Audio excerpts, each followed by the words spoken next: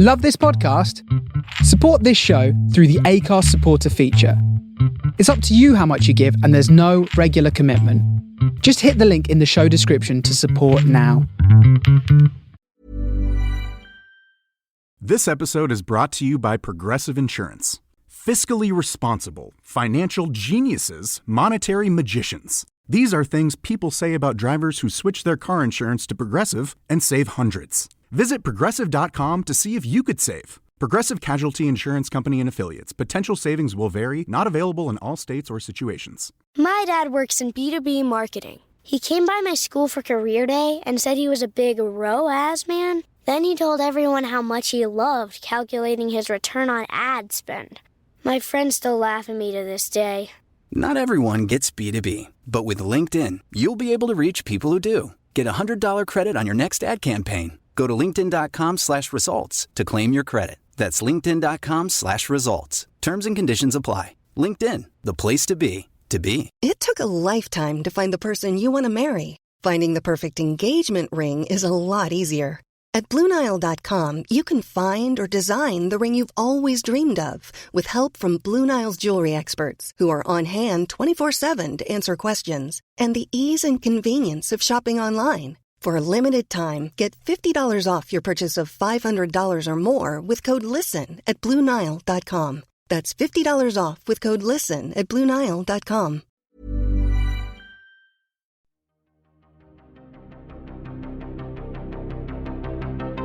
This is Writers on Film, the only podcast dedicated to books on cinema.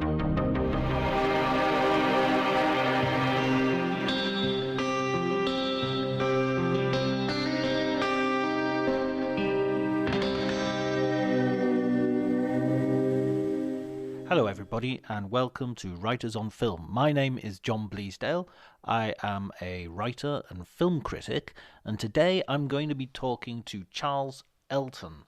Charles was a designer and editor in publishing before he became a director of the Curtis Brown Literary Agency.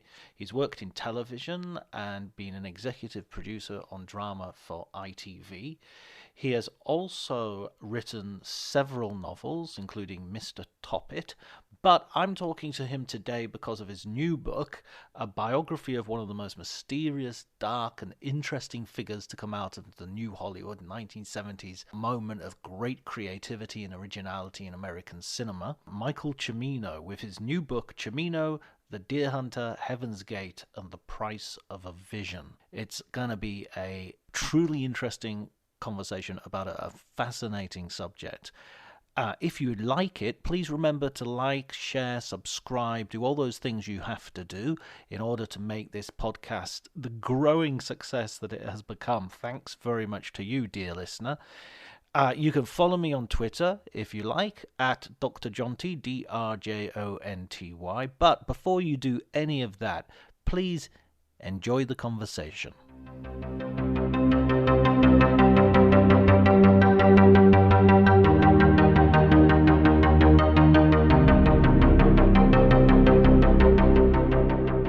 I mean, really, I'm not a biographer. I mean, I've written a biography. I'm really a drama producer, and I've written a couple of novels. And what was nice about this, it was sort of like a novel. Absolutely, and what a character! What a character Amazing, to have at the centre. Amazing. How did you sort of fix on Cimino as a subject? Well, I to be honest, I couldn't think of an idea for a novel, and a friend of mine suggested Cimino. And I'm a total showbiz junkie. It is literally the only thing I know anything about. I can't do Kings and Queens of England. And, when I was 10, I was seeing like 100 films. I've seen everything. And I have one of those sort of Dustin Hoffman in Rain Man kind of memory. So I can reel off people's credits, etc. So, of course, I knew a lot about Cimino, but I didn't know certainly as much as I knew when I finished it. And I just knew he was a really interesting figure because there's nobody else like him. I'm not saying he is the greatest director in the world, but he's certainly, for me, probably the most interesting director in the world because of his life and his work. And so I just began, I went out to LA for a while and got in touch with people. Nearly everybody was happy to talk. And so I just sort of fiddled around with it for a bit. And then sort of just I got into it and really started doing it. And I went to LA, 3-4 times into New York where there were people. And what it essentially meant was that I hung out in LA talking about movies to movie people, which is literally my favorite thing in the world. And I met Roger, had dinner with Roger Corman, James Harris, who did those early Kubrick things like Lolita and Paths of Glory, Al Ruddy, who produced The Godfather. It was just, I had such a good time doing it. And I wish I had a kind of backstory of my pain and what a nightmare it was, but not at all. All those lunches. Oh. Yes, it was fabulous. Did your life ever sort of brush against Cimino's while he was alive? No, not at all. Well, no. I mean, the first person I interviewed, who's in the book, I mean, I had two weird strokes of luck, essentially. The mother of one of my oldest friends, Eleanor Fazan, choreographed the Oxford Round the Tree dance thing. And when I was an agent, which I used to represent her, so I knew her really well. So that was one amazing stroke of luck. And the other one, bizarrely, my brother-in-law wrote Desperate Hours, and he has a writing partner. And when I saw Larry, called Lawrence Connor, who wrote the recent Sopranos, not very good Sopranos movie with David Chase, and I adore him. And so we're having dinner, and he said, well, the trouble is I don't remember anything at all. But he put me in touch with his writing partner who co-wrote Desperate Hours with him, and he remembered everything. So that was all right. But that seemed two amazing strokes of luck. And in terms of how I got into the book, I always sort of thought I couldn't do it unless I tracked down Joanne Corelli. Joanne Corelli was with Cimino for 50 years in some form or other, and she produced Heaven's Gate. And she knew everything. Obviously, she was with him for 50 years, from about 1967 till when he died in 2016. However, she had never talked, ever. And in fact, Eleanor Fazan, the choreographer of the Round the Tree sequence, to my astonishment, she really liked Joanne and Michael, because many, many people didn't, particularly Joanne. People in Hollywood really don't like her. And I'd written to her 3, 4, 5 times. I found various addresses and I kind of letterbombed her. No answer. And when I discovered that Eleanor Fazan had been friends with her, and Michael and Joanne had stayed in Eleanor's flat, and I wrote to Joanne, and so I wrote to Joanne and said, I'm a friend of Eleanor Fazan, you'll remember, blah, blah, blah, blah. And to my amazement, she called me. And we talked for about an hour. She began by saying, she has a very kind of New York Italian voice. She said, I'm not telling you anything. But we talked for an hour, and I was going to be in New York next week, the week after, and she agreed to have dinner with me. And we formed an odd kind of relationship. But I had dinner with her 6 or 7 times over 18 months. And each one lasted till the waiters were putting the chairs on the table. But she did stick to her thing, which is, I'm not telling you anything. But of course, she did tell me things. But she certainly wouldn't go into personal details. She believes that she's totally the keeper of the flame. She believes that everything that has ever been written about Cimino is a lie. But we had a kind of cautious relationship. And actually, though she is a very abrasive, tough, frankly, quite terrifying woman, she's like 80, I grew fond of her. And I think in her way, she grew fond of me. And, you know, she would call me, like out of the blue, she'd call me in London, where I live, and ramble for about an hour. But so, as I say, it isn't exactly that she told me that much, but just she's a legendary, mysterious figure. And just by being with her, I kind of, I guess, like osmosis. And so once I got to her, then I kind of went on with it. And I made the decision that I wouldn't bother with the actors. I did talk to some of, like 3 or 4 actors, like John Savage, who, you know, was in Heaven's Gate, the one who became paraplegic, because it's always a nightmare. You have to go to their agents and they're free or they're not free, or they will talk or they won't talk, or they say they'll talk and then they don't talk. And also, in my, having worked with actors all my life, they never actually say anything that's very interesting. They always love the director. And the people who were absolute gold dust were the secretaries, the assistants, particularly the editorial assistants, or the editors too, because I talked to some of his editors, because they sat in a darkened room with him for a year. They know where the bodies are buried. And I found when I went to Kalispell, where they shot Heaven's Gate, I found the person who had driven him for 7 months. They are the people who know stuff. And that is where I got, you know, all the interesting stuff from. I mean, obviously I knew he was a fascinating figure, but more than that, I've always thought that failure is more interesting than success. And I don't quite mean he failed, because obviously he didn't fail with Thunderbolt and Lightfoot and Deer Hunter and Heaven's Gate, though I think he failed with the other films. I mean, failure for your life to live up to your expectations. And, you know, failure is instructive, success is kind of inspirational. But, you know, in terms of people one might write about, I mean, their lives rather than a straight film book. I mean, Steven Spielberg, I'm not saying he isn't a great filmmaker, but he's not actually that interesting as a person. Ditto, you know, do you want to read a biography of Sidney Pollack? I mean, you probably do because you're a film buff, and I want to read a biography of Sidney Pollack. But you know what I mean? It isn't, there's nothing there really, except their films. Okay, they may have had a divorce or two, whatever, but that isn't necessarily interesting.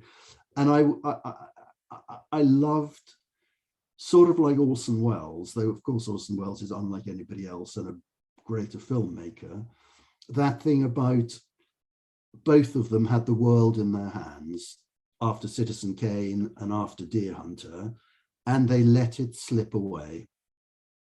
And I mean, you could argue that Cimino let it slip away because he'd done Heaven's Gate, which was such a giant flop.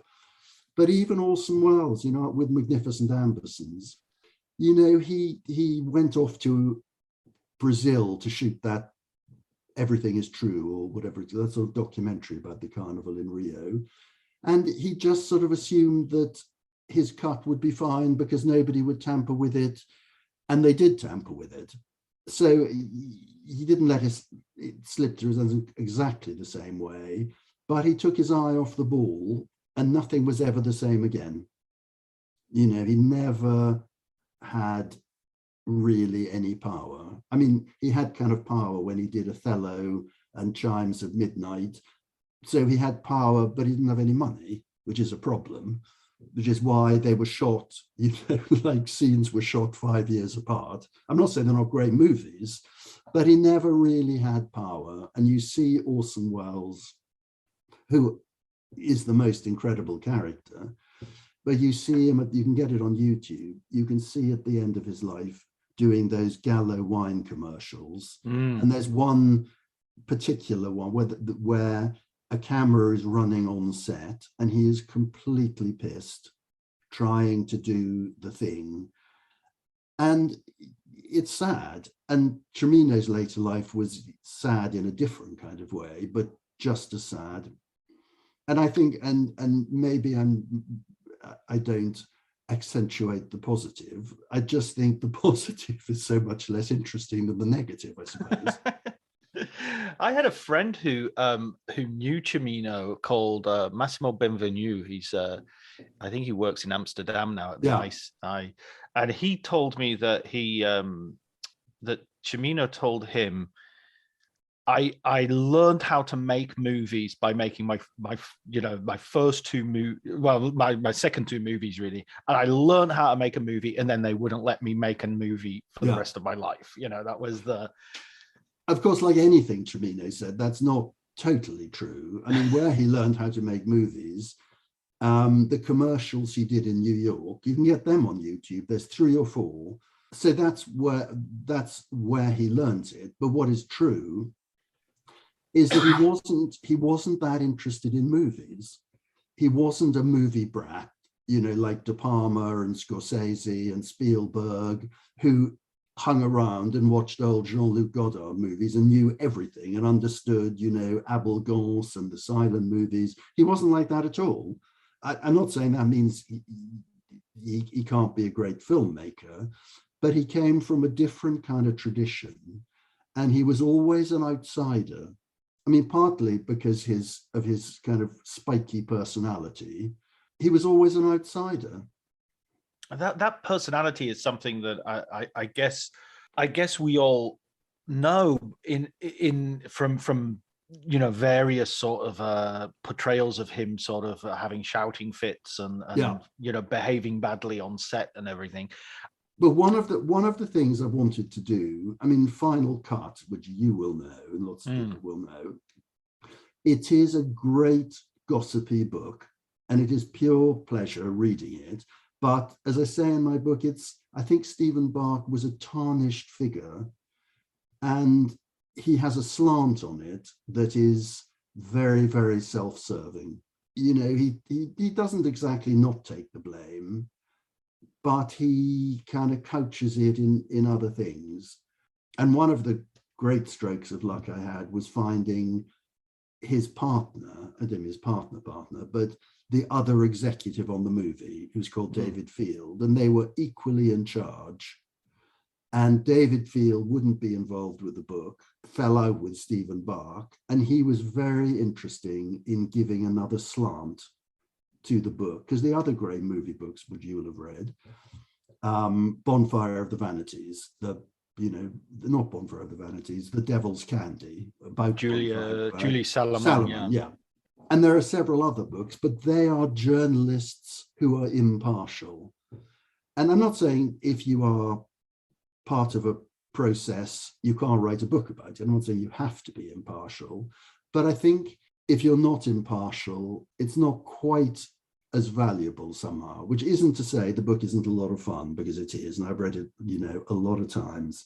But and so I wanted to put Cimino into context, particularly Stephen Bach's book. He wasn't very experienced, which he admitted. So all the problems that came up, he talks about them as if like this is the first time in movie history that these amazing things happened, that there might be budget problems.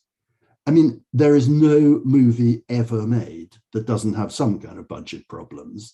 Cimino behaving badly on set, try working with Erich von Stroheim.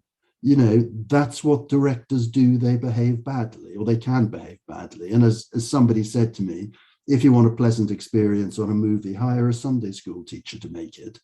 That's what it's a battlefield often. And even if it's a pleasant experience, which sometimes it is, there are a lot of battles along the way, and the battles might be handled better by other people than Cimino. But, David leaned on Ryan's daughter. It was in principal photography for a year when there was that big storm sequence, and he hung around in Ireland, but, inevitably the storm didn't come. And he picked up the entire crew, flew them to South Africa. I mean, God knows how much that added to the budget. That's what they do. And the other thing that always surprises me is that people expect great artists to be nice people. I mean, you think Picasso was a nice guy. I mean, I didn't know, but I've never met Picasso, so maybe he was. I doubt it. I really doubt it. And in order to achieve a vision, you have to fight for it. And if you fight for it, maybe not that many people fought quite as hard as Cimino, there is a trail of bleeding bodies behind you. Literally, in the case of David Lean, there was a famous scene with a woman in the train sequence in Dr. Zhivago where she fell on the tracks and had her leg cut off by the train. And Lean was sort of like, okay, clear that away. That's set up for the next shot. Collateral damage. Yeah. Probably only an extra, so therefore that's fine. Yeah. Or another one was Sergio Leone when he was shooting The Good, the Bad, and the Ugly. Oh, no, Once Upon a Time in the West. And that famous Canadian actor with a scar who's one of the people waiting, jumped out of a hotel window, killed himself. And Leone ran after the ambulance because he was wearing his costume and he wanted to get the costume. We can shoot a reverse shot. We put a stand in it. And it's just like, that's what they're like. Yeah, they're focused on their vision. So let's go back a little bit to the beginning of Cimino and how he, like his family. This is the bit where I don't want to get into too much detail because of various surprises that sort of pop up. But what was his sort of background? Where was he coming from? He was born in Brooklyn. His parents were Italian immigrants. I think they were like second, maybe third generation. Because one of the things I think is incredibly boring in biographies is when they go back to, in 1820, his great, I dump all that. So I just began with that. So when he was 10-ish, they moved out to Long Island, which was safer, leafier, easier than Brooklyn. And they moved to a town called Westbury, which is about an hour out of New York on Long Island. And he had, as you know from the book, there are many different stories. And of course, the great thing about Cimino is there are many different stories about literally everything. And so he essentially he had two brothers. He was the eldest, and he grew up in a middle-class Italian family. They weren't particularly Italian. He didn't really speak Italian at all, and I don't think they spoke Italian at home. And his father was a music publisher, and his mother was a seamstress who specialized in wedding dresses. And they had an utterly conventional, nice, middle-class life. And so he goes into college and then a career in advertising. Yes, he did. He went to the University of Michigan and did fine art, and then he went to Yale and did a post-grad course. Again, he always said he did a master's in fine art and then changed and was doing a post-grad architecture degree, but nobody remembers that bit. But he was very, very visual. And at the University of Michigan, there was a sort of student magazine, and he became the design director. And the 4 or 5 cover designs I could find designed by him are all really extraordinary, very forward-looking. And this is in like 58 or so, 59. They looked forward to, those designers in New York like Milton Glaser or Paul Rand or Saul Bass. They were incredibly different from anything that had certainly been on the magazine before. And he painted all his life. Well, he said he painted all his life. I couldn't track. Nobody appeared to have seen any of the paintings. That's a typical Cimino thing.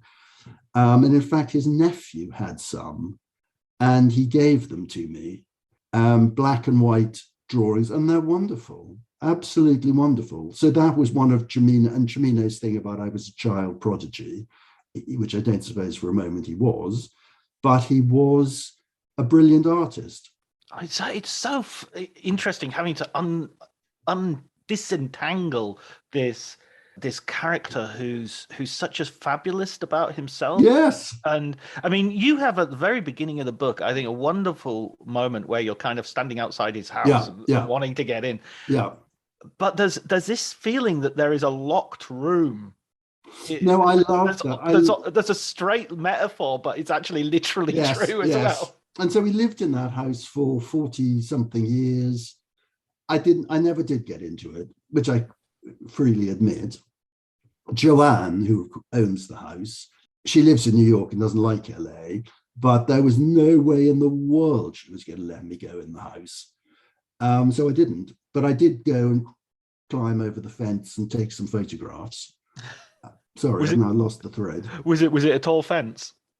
It was, well, there were two fences. I had to get over the first fence. There's a long driveway leading up to more gates. But the story that I heard is that when he died, the house was just locked up. Nothing was touched. So it was like Miss Havisham in Great Expectations. Yeah, Miss Havisham's wedding cake. Exactly. And so that totally fascinated me, particularly, and also the room. I mean, that was probably an exaggeration too, but who cares? It's a great story. And only now is Joanne doing something about the house and clearing it out. Do you think there's an opportunity there that at some point she'll get in touch with you and say, look, I found a load of stuff you might be interested in? When hell freezes over. This, as well, this idea that Joanne said to you, or at least you get this idea that she's the keeper of the flame. Oh, absolutely. But how is that flame being kept if she's not putting out her narrative, putting out her version of the story? I mean, she always said, she talks about Michael in the present tense. So she would say, Michael and I have never wanted a biography to be written. And it's true. And she has never sought any publicity at all for herself. She gave a few interviews around the time of Heaven's Gate because she was the producer. She has never been interviewed since then, hates LA, doesn't really have movie friends. And I, like you're finding it odd that she doesn't want to correct the narrative, but she always says, I'm not going to correct these stories, which are all lies. And what she does do is there are a lot of old Cimino scripts, and she goes to Europe sometimes to try, because his career was resuscitated in France, because in France they love all those kind of failed American directors like Sam Fuller or Nicholas Ray. I don't mean they're failed exactly, but you know what I mean. Yeah. So Europe is the only place she'll get it together. And that's what she does. And I don't think with a great deal of success, but she was odd in that though she said she didn't want a biography, she did agree to see me often, but she never, I mean, I thought when I first met her, or just before I first met her, that she wanted to talk, but she didn't know it yet. Sadly, that turned out to be completely untrue. And she didn't want to talk, though she did. I mean, I spent hours with her. So we did talk about all sorts of things. We talked about things other than Cimino, but she never really asked about the book. I sometimes told her who I was seeing, and she would do a kind of, huh, but she never really asked. So I thought maybe she wants to keep me close, to keep an eye on me, but not really. And the one thing I asked her to do, in that I knew she wasn't really, I mean, she did, of course, she did tell me stuff. There, as you'll know, there are so many negative things about Cimino out there on the internet. People saying how ghastly he was, how awful he was. I mean, hundreds of them. And I asked her if she would put me in touch with people who loved Cimino. And she didn't. She wouldn't. And I found I found 5, 6 people, I'm sure there probably were more, but I couldn't find them, who did love him and who were part of his life in the last years in LA, where he was sort of reclusive, but he did have friends and he did go out. And I talked to some people who really did, who worked with him often and did love him, but I found them, she wouldn't even give me them. I mean, she genuinely isn't interested. I don't mean she isn't interested in Cimino. She's genuinely not interested. And it is, to a normal person like you and I, if we are normal people, it is sort of slightly inexplicable why she wouldn't. But like a lot of things with Cimino and her, I can't explain it. I just put it out there and people must make their own minds up. Yeah, it's almost like, if you were in charge of somebody's legacy, you would want to correct that legacy and preserve the good stuff. Not at all. And the people he was friendly with in LA, because he was such a great compartmentalizer, none of them knew each other. And he would meet, he loved restaurants. He would have restaurants for each of them. I'm talking 4 or 5 people who didn't know each other. One person he would always go to this restaurant with, another person he'd always go to that restaurant with. So he kept them apart. And the bizarre thing is that none of them ever met Joanne. Even a journalist, film journalist called FX Feeney, who was incredibly helpful, who sadly died, he had been friends with Cimino for 30 years and had never met Joanne. So everybody was kept separate. And was it possible then that Joanne didn't even know that FX Feeney existed as a friend could the compartmentalization? No, she, typical of Joanne, I said I was seeing FX Feeney. She of course knew who he was. And she was very, he's got an axe to grind. He's always after something. And in fact, he knew Cimino after Heaven's Gate, and there was nothing to be after because Cimino's career was in free fall. If you wanted to butter up to somebody, you might butter up Tarantino or Brad Pitt. You wouldn't butter up Cimino because he could not open any doors for you. Go to a restaurant and say, I'm a friend of Michael Cimino. They're not giving you a table. It was very odd that because everybody has betrayed her, and she will certainly think that I have betrayed her. Do you think she'll read the book? Well, that's interesting. When like 4 or 5 weeks before the book came out, I sent all the people I talked to a picture of the cover, and just to say, thank you for your contribution. The book's coming out in a month. And I sent it to her, and I've never heard anything. But, if suddenly the phone rang, it's Joanne Corelli, I wouldn't be surprised. She is very unpredictable. And I think, and lots of other people do, I think it is pretty sympathetic to him, even though I don't hide the bad things. No, absolutely. I thought I came away with it with especially that corrective that you do as you go through Heaven's Gate. But let's come to that in a minute, because I want to. Clint Eastwood. Well, first of all, he doesn't. He starts his career as a director, really as a writer, and then moves into directing, which is kind of again seems a slightly odd path, considering that he's sort of coming from the visual arts. That he should start writing. So that's a skill that he has that maybe some people from that area, that world, wouldn't necessarily automatically have. And then his first directing job is Thunderbolt and Lightfoot. Yeah. Thunderbolt and Lightfoot. With Jeff Bridges and Clint Eastwood. Which actually it's a genre movie. It is Cimino's touch of evil, a kind of genre piece that he turns into something remarkable. It might even be my favorite film of his.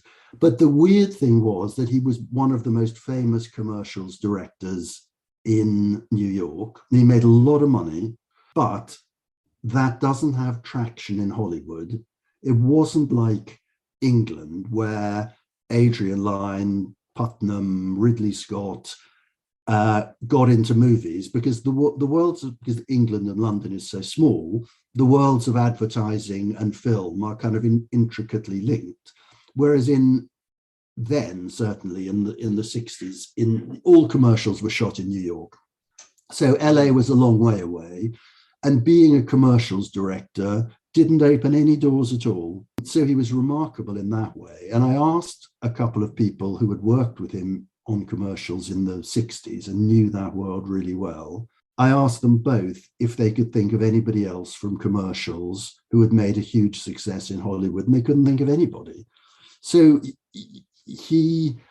Joanne said to him, though she denied saying it to him, but everybody else says she said it to him, the only way you're going to be able to make a movie is write a movie for a star and get it to them. And he wrote Thunderbolt and Lightfoot. His agency William Morris also representing Clint Eastwood. And it got sent to Clint Eastwood, who loved it. I mean, Clint Eastwood is partly because he has the power to do it. He always took chances on people, always. He just had a gut instinct and did it. And Cimino, with really not a lot of cards in his hand, said Clint Eastwood couldn't have the movie unless Cimino directed it. But Eastwood worked with quite a lot of first-time directors, and he took the chance. And he gave Cimino a bit of a test by getting him to do the second half of Magnum Force, because John Milius was writing it, but halfway through he was offered the job of directing a movie he had written, which was called Dillinger, with Warren Oates and Richard Dreyfuss. So he jumped ship, and Cimino Eastwood got Cimino to rewrite. Explaining football to the friend who's just there for the nachos? Hard. Tailgating from home like a pro with snacks and drinks everyone will love? An easy win. And with Instacart helping deliver the snack time MVPs to your door, you're ready for the game in as fast as 30 minutes. So you never miss a play or lose your seat on the couch or have to go head-to-head for the last chicken wing. Shop Game Day Faves on Instacart and enjoy $0 delivery fees on your first 3 grocery orders. Offer valid for a limited time. Other fees and terms apply. My dad works in B2B marketing. He came by my school for career day and said he was a big ROAS man. Then he told everyone how much he loved calculating his return on ad spend. My friends still laugh at me to this day. Not everyone gets B2B, but with LinkedIn, you'll be able to reach people who do. Get a $100 credit on your next ad campaign. Go to linkedin.com/results to claim your credit. That's linkedin.com/results. Terms and conditions apply. LinkedIn, the place to be, to be. And that got made. And then they did Thunderbolt and Lightfoot. And he had a very happy experience on it because Clint Eastwood liked him. He knew that Clint Eastwood would sack him if he didn't like him a few days in. And he behaved well. And it's a great film. Yeah. Do you think that's because he had someone, he didn't have the whip hand, basically? Do you think that contributed to it, that discipline, perhaps? Yes. I mean, but it's entirely a Cimino movie. And it wasn't recut. It wasn't, Clint Eastwood liked it. And I suppose for the first and probably only time, he had to behave himself because he couldn't do his first film and get sacked off it. And in a way, that proved a really good calling card for him for The Deer Hunter, that he had. Absolutely. He had this film made under budget, on schedule. Yeah. So The Deer Hunter, I mean, like with many of these stories that come up, there are a lot of contested versions of sort of how the script was written, who did it. The idea of Russian roulette, I think, seems to have, success has 1,000 fathers. Yes, exactly. That is the film as well, which is sort of like the absolute pinnacle and high point. Yes. Of his commercial success. Yes. What did you find out that sort of cut through those differing, conflicting? Well, his stories were to be taken with a giant pinch of salt. As I could put it together, he'd written a movie called Silent Running, which was a rather good science fiction movie in about 1970. And he had co-written it with a writer called Derek Washburn, who was sort of a friend of his. And then he went to Hollywood, and he was called in for a meeting with EMI, a British company. He was offered a script that EMI had called The Man Who Came to Play, which was a really weird script about a couple of hustlers who are in Vietnam and they play Russian roulette for money and they somehow cheat. I can't now remember the precise details. It's not political. The Vietnam War is a kind of backdrop. And the two guys, the two hustlers, they're like Butch Cassidy and the Sundance Kid, or Danny Glover and Mel Gibson in Lethal Weapon. So it is, if you can imagine such a thing, a light-hearted Russian roulette movie. And he came back to EMI and said that he didn't want to do that film. He had another idea he wanted, which just used the Russian roulette idea, nothing else in the movie. And he pitched what was essentially The Deer Hunter, the story of the deer hunter. It took him an hour. Marion Rosenberg, who was head of EMI in America, who I talked to a lot, she loved it. She absolutely loved it. And it went to Barry Spikings and Michael Dealey, who had produced The Italian Job and all sorts of things, who were trying to break into America. And they loved it too. And it went into production really, really quickly. The thing that Cimino didn't say was that after they'd sent him the original larky Russian roulette script, he had brought Derek Washburn in to do it with him. And they put the pitch together. I also saw Derek Washburn. They put the pitch together, but Cimino didn't say that. And then the problem with it was that, and by the way, Cimino never, ever, ever mentioned the original script where he got the Russian roulette idea from, ever. He was a great credit grabber. And Derek, so EMI commissioned the movie, but for tax reasons, it had to go into production within about 3 months. So like no script, incredibly complicated film, 3 months. In fact, in the end, it was 5 months before it was made. And the problem was he had to prepare the film, locations, etc., etc., etc. And he said it might be a good idea to bring in another writer who he happened to know called Derek Washburn, but he never told EMI that he'd already worked on it. So Derek came out to LA. They worked out in more detail. The original pitch was pretty detailed. Anyway, so Cimino goes off and Derek Washburn writes the script. I mean, it is a bizarre story in terms of timing. The contract was signed for Derek Washburn was hired on December the 6th, 1977, or maybe 76, I can't quite remember. And within 6 weeks, he wrote the script. Cimino came back to LA and sacked him. And Cimino's story was that the script was so terrible, he had to rewrite it. But I've seen that original draft 6 weeks after Derek Washburn was hired, and it is more or less the same as the final script. So Cimino couldn't have rewritten it. So they sacked Derek Washburn. He and Joanne went back to New York. He allegedly rewrote the script, which I don't believe he did. And he was very cruel, Cimino, and he gave interviews saying, Derek Washburn was drunk all the time. The script was complete garbage.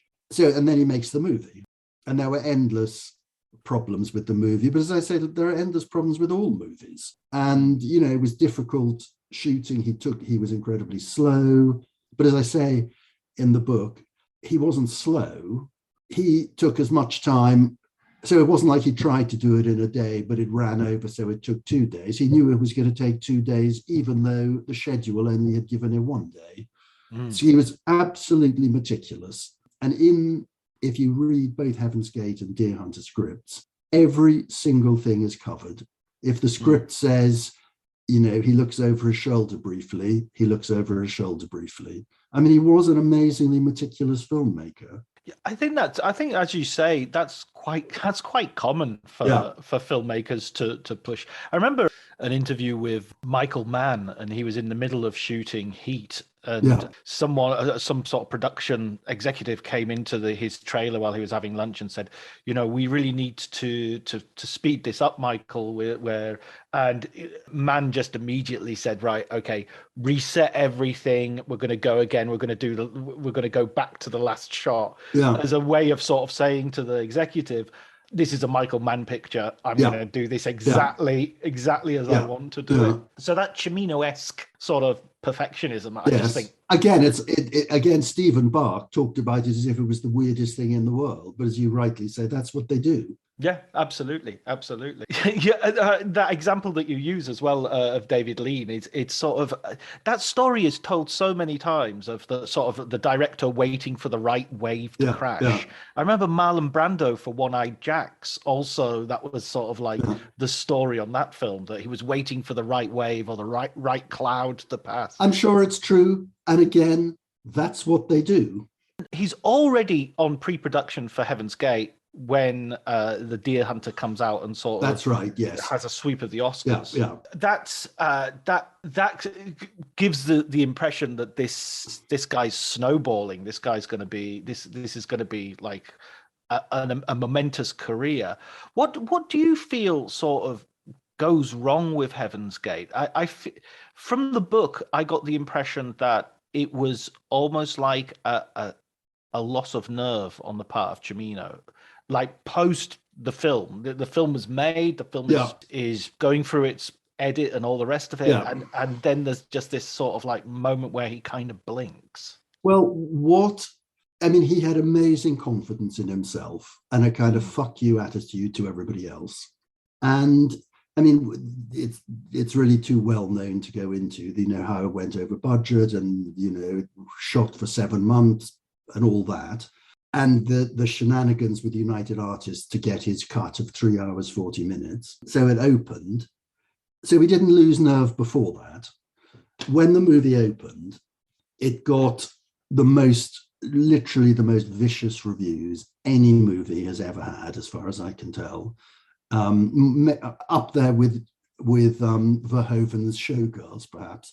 But the Vincent Canby review in the New York Times said, the failure of Heaven's Gate is so great that you can only assume Cimino made a pact with the devil to achieve the success of The Deer Hunter, and it's payback time. I mean, vicious reviews.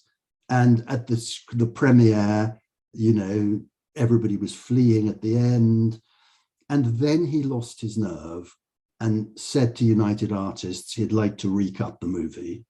With the usual, we didn't have enough time to cut it, i.e. a year wasn't long enough. And that was a huge failure of nerve, partly because, and United Artists agreed to it, but it was entirely Cimino's desire, if anybody had thought about it. I mean, Cimino obviously panicked, and I can understand sort of why he panicked, except he wasn't a panicky guy, but he panicked.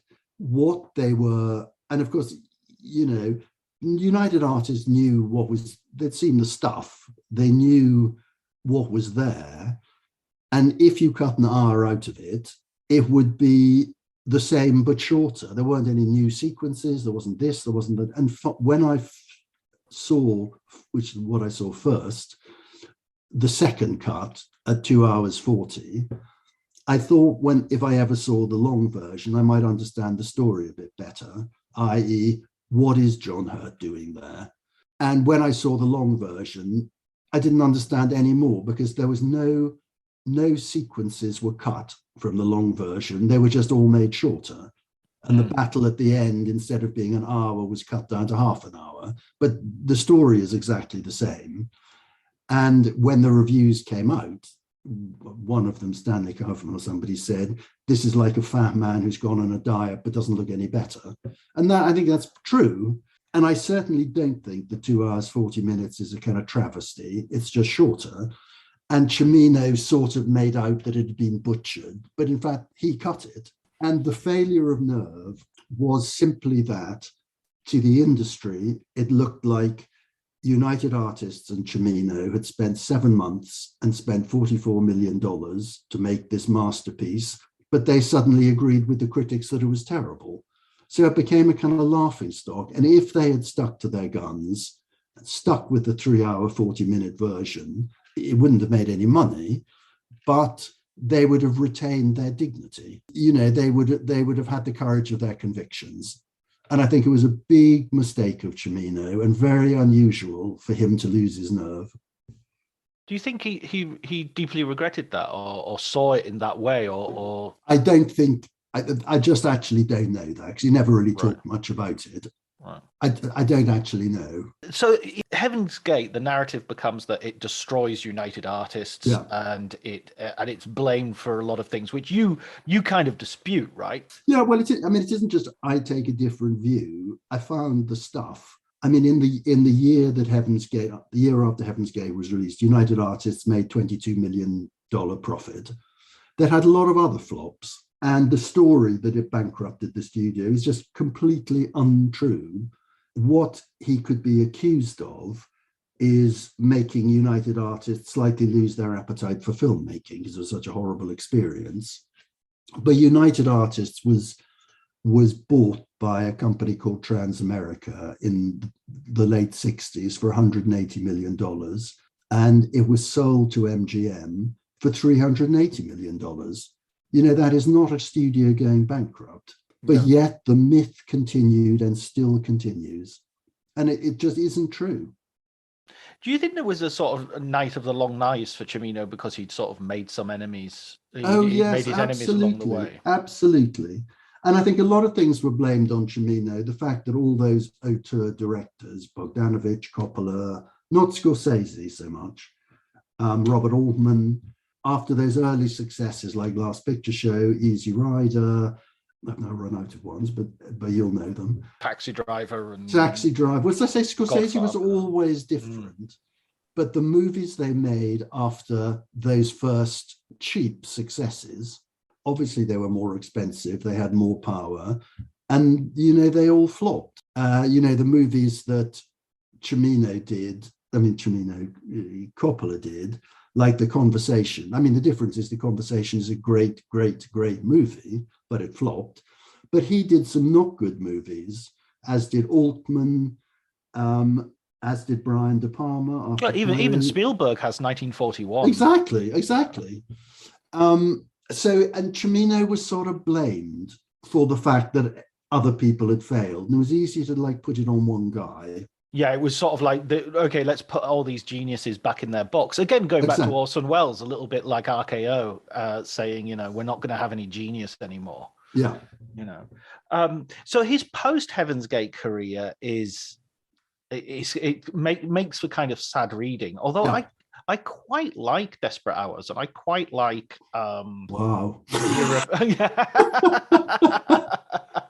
Year of the Dragon is lots of people love Year of the Dragon, right? And at least it's a proper Cimino movie, even though I think it's got a lot of things wrong with it. Lots of people love it, and I can see why they love it. It's a proper Cimino movie. I think Mickey Rourke is terrible in it. The Chinese Girlfriend is absolutely terrible in it, but it has a lot of great things in it. John Lone is wonderful. The shootout in the restaurant is wonderful. The battle on the bridge at the end it's full of great things. And the Desperate Hours, no.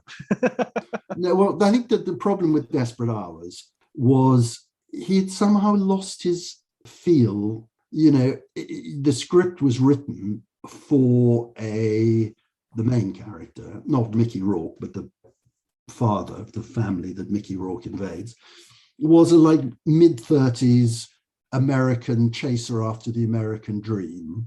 And he was played by Anthony Hopkins. I mean, it just doesn't work. And the house they live in, which was built in a studio, is the most grandiose house. You can't quite believe they would, I mean, I didn't mean they were poor, but it's like a castle. I mean, it is huge. And I just didn't believe a word of it. And it's you know, Desperate Hours, it was a novel, it was a play, it was a movie directed by William Wyler. It wasn't crappy material. Other people had made good stuff out of it, but he couldn't, because I think, I mean, Year of the Dragon, he was more or less in control of. The other movies, he certainly didn't have final cut. They were pretty conventional movies, the last three, but somehow he just couldn't work unless it was all him. He just, you know, other people like Orson Welles. I mean, when I compared Thunderbolt and Lightfoot to Touch of Evil, the difference was that Thunderbolt and Lightfoot was Cimino's first movie. Touch of Evil was Orson Welles' 12th movie, whatever it was. But very cleverly, he managed to make it an Orson Welles movie. He rewrote it, And it was an Orson Welles movie, and people love it. It's a great movie, even though, of course, it was recut. But it wasn't recut like Beneficent Ambersons. It was tinkered with by the studio, but it's still a masterpiece. Yeah, Cimino just couldn't do that. And he had, what was it, the Sicilian as well, which was... the Sicilian is really, really a dreadful movie. Right. Desperate Hours, I think, is a terrible movie. Sunchaser, the last movie, has some really good things in it. They all flopped. The Year of the Dragon probably just about made money. The others all were huge flops. I mean, Sunchaser, which cost $30 million, grossed $30,000. I mean, it was literally hardly shown. And it's not a terrible movie. And he was, I mean, I don't know. It's like usually in Hollywood, they love their second acts. You know, they love their their comebacks, and you know, the career of Mel Gibson is almost entirely made of comebacks and second acts. But nobody wanted to do that for Cimino, or Cimino himself was just highly resistant and self-destructive. Well, I don't think he was actually offered anything after Sunchaser in 1996. He wrote a lot of projects, though who knows how many. Which is in this famous locked room that we exactly. And, you know, he turned some of them into novels. He wrote novels and turned some of them into screenplays. Joanne said it was impossible to know because there were so many different versions of everything. And Man's Fate, which is a big epic-y set in the Chinese Revolution in whenever it was, in the 30s. I told you I only knew about movies. Chinese history is beyond me. You know, he did go some way to getting it, but he never got the money. And the people I talked to said, you know, he wouldn't compromise on the budget. Even then, you know, if he didn't get enough money to make it, he wouldn't make it. And it's sort of impressive. And I think possibly, though he would never admit it, he was kind of frightened of doing another movie. Somebody told me that Irvin Kershner had wanted to do a movie with him. And he was a director, but he was going to produce the movie. And Cimino wouldn't even meet him. You know, he had lost his confidence in some way. I mean, not surprisingly. And what didn't happen to him was what happened to Robert Altman, who was out in the wilderness for a long, long time and made some pretty terrible movies, and suddenly came back with The Player, I guess. Yeah, The Player, and then Shortcuts. And Shortcuts, The Player, and he came back at that was either a second act or a third act or maybe a fourth act, but he came back and did critically well-received movies. Yeah, absolutely. And after he's sort of out of the picture in terms of making films or getting films made, then you have this chapter in his life which has, I don't know, it sort of, he becomes, you know, locked in his Xanadu. There's the plastic surgery. There's the cross-dressing. Yeah. There's also like a reference that is made. I think you quote his memoir where he's talking about anorexia. Yeah. And so there was all this sort of adding to the legend, if you like. Yeah. And I mean, he was, you've seen the photographs, he was always a kind of chunky guy and always had, I don't mean weight problems, but his weight would go up and down. He became literally like a stick insect or a chipolata stick. You know, and the thing about anorexia, I mean, that book, which was only published in France, that memoir, I think he was doing a kind of 8.5, writing about a director called Michael Cimino, but quite whether the Michael Cimino in the book was Michael Cimino, it's hard to tell. It's like a weird dream, the whole book. It's not long, it's about 50 pages. It's like a weird dream, and obviously some of it is true and some of it isn't true. And it's hard to tell which bits are which. And the drinking, I mean, there are people said, who I talked to in New and Well, said, you know, he had a big drink problem. Other people, I mean, Joanne said he never drank at all. Somebody else told me he never drank. So as usual, he was showing different personae. So how true that book is, I don't really know, and nobody will ever know, but it's rather kind of gripping. And he talks about suicide and full of bizarre, but it kind of rambles like all over the place. It isn't like a coherent narrative, but it's fascinating. Yeah, just like his whole life isn't like a Yes, coherent narrative. exactly. You know, and somebody visits his house at one point and opens the fridge, and there's nothing in the fridge except. Yes, that's like a great story. A half-eaten sandwich and a half bottle of champagne. That's it in a whole fridge, and not a fridge like you have or I have. One of those Beverly Hills fridges, which is the size of a room. It's just amazing. And then there's the thing about the cross-dressing that comes in, and his what nowadays there would be something, a context in which to place it of gender fluidity, but he's built himself up as this real machismo. Sure. Endlessly talked about his girlfriends, but nobody ever met any of them. Yes. Yeah, that was there was one reference to girls, like almost everywhere he goes, like when he's shooting the Vietnam sequences in The Deer Hunter, it's like, right. I had a couple of girlfriends, and it's like a girl in every port. Girl in every port, exactly. I mean, and I don't think there was anybody in his life really apart from Joanne, but again, were they lovers, were they whatever, who knows? I mean, that's what's so fascinating about the book is after reading it, usually I would be frustrated if I got to the end of a biography and I felt like I really don't know this guy at all. But here, the really don't know this guy at all is the essential ingredient of who this guy is. Which is just as well. Yeah.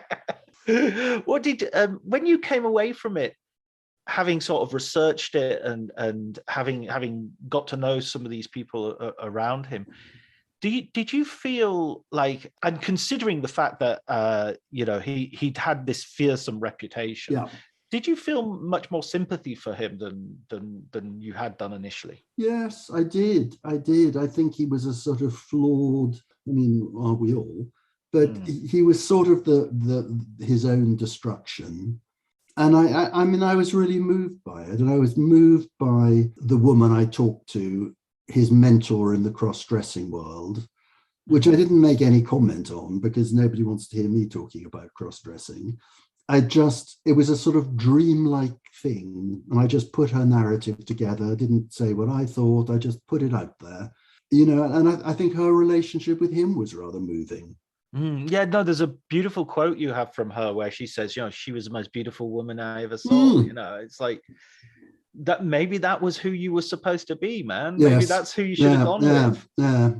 So it was a sort of sad end, but I put in, I mean, did I exaggerate it a bit? Maybe. An uplift ending, which was, the resuscitation of Heaven's Gate. And of course, it is a great movie. And it has got resuscitated, and that was wonderful. And he was immensely moved and touched by the reception it got. Yeah, and who can blame him after 30 years in the wilderness? Yeah, and being proved right about something as well. Yes. When he gets the reward, but at the same time, there's a sort of grace note of him receiving the award at Locarno, and kind of sabotaging his own Q&A with. That is, look, it's on YouTube. It is hilarious. Oh, right. Okay. And I just basically what I did was a kind of transcript of the footage. I look at it on YouTube. It is hilarious. I don't mean you're laughing at him, but he's so eccentric, so bizarre, and very lovable. Just put up Locarno Cimino. You'll find it. It lasts about an hour. It's fabulous. I cut it down a lot, obviously, but it's wonderful. And the thing about the man in the wheelchair, if you remember that bit, it's wonderful, bonkers. And the guy who mentions Joanne's husband, David Mansfield, exactly, and he's like, don't want to talk about that. Yeah. Brilliant. Okay, listen, Charles. I ask everybody to recommend a film book for us. What film book would you like to recommend to our listeners? Does it have to be one? No, it can be as many as you like. It's not like Desert Island Disc. I tell you, I was thinking, because you said, I think there are two fiction ones. One is Play It As It Lays by Joan Didion, which is an extraordinary book from about 1970. I mean, Joan Didion was absolutely part of Hollywood. They lived there, she and her husband. And though I think she's a wonderful novelist, she was a terrible screenwriter. A Star Is Born. The Chris Christopherson version, yes. Terrible screenwriter. But then so was Gore Vidal. You know, that's novelists for you. Anyway, Play It As It Lays is about an actress married to a director who's making a film and has a kind of long nervous breakdown. It is it is LA in the 70s. The drugs, the freeways, the independent. It's wonderful. So that's one.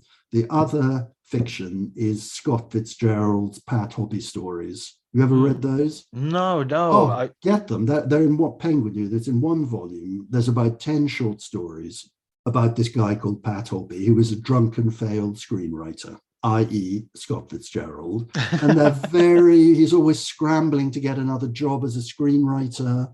And it's sad and it's very funny. And I think it's better than The Last Tycoon, which is another great movie. Okay, there are those. I think, though, I dare say everybody will say this, I think Peter Biskin's Easy Riders, Raging Bulls is just a great, wonderful book, which I obviously used a lot. Wonderful book. And Peter Biskin helped me a bit. He's a very nice guy.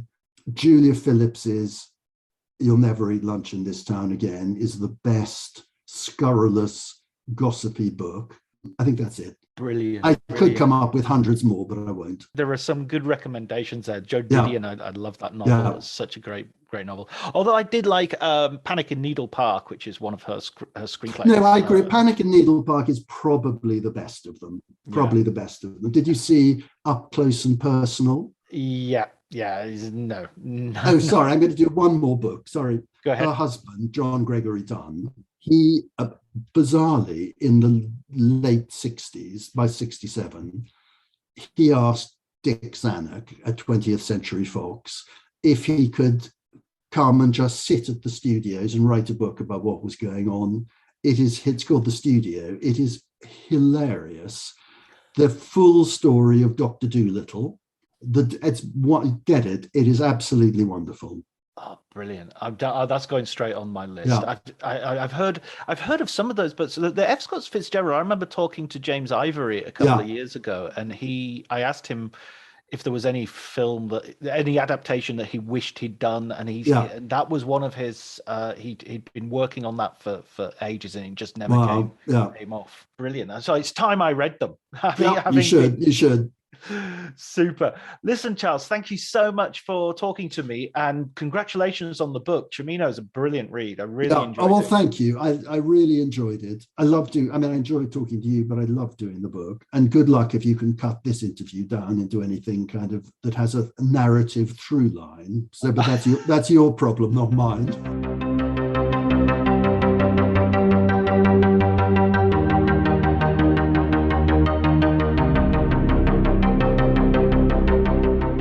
So that was my conversation with Charles. I hope you enjoyed it as much as we did. It was really great to hear his view on Cimino, and a figure. Honestly, we tried not to spoil the book because there are some twists and turns in the book which left me very, very much surprised. I don't know if you come away from the book with any sort of certainty about who Michael Cimino exactly was. But in a way, that's kind of the beauty of it. The locked room, the enigma wrapped in a puzzle, buried in a mystery. I'm not sure what the quote about Byron was originally, but it's something along those lines. He's recommended books. There were too many for me to list here, but it was Joan Didion's Play It As It Lays, which is a novel. It's great to have someone recommend some novels as well. Easy Riders, Raging Bulls, Peter Biskind. The F. Scott Fitzgerald stories, which I'm going to look up myself and dip into. And I think there was John Griffin Dunn's The Studio as well, which I think has been nominated before as a recommended book. So that's super. That's great. I'm not entirely sure what our next episode is going to be. We've got a Mario Bava biography coming up. Not necessarily biography, actually. Maybe just a critical study of Mario Bava. We're going to be looking at that. There are some other people who I've contacted and who were arranged to book. One of them is George Stevens Jr., a wonderful and historic, one of the founding members of the AFI, the American Film Institute, and I'm currently reading his memoir in preparation for the interview, and it is riveting, absolutely riveting. It's a real honor to be able to talk to such an important and significant figure in the world of cinema. Okay, so I guess I've talked for enough. I don't want to try your patience too much, so I will simply thank Ali Harwood for his artwork. I shall also thank Elliot Atkins for his music, which is always perfect. And I will thank you too, listener, for staying until the end, if indeed you're still here. And until next week, please take care.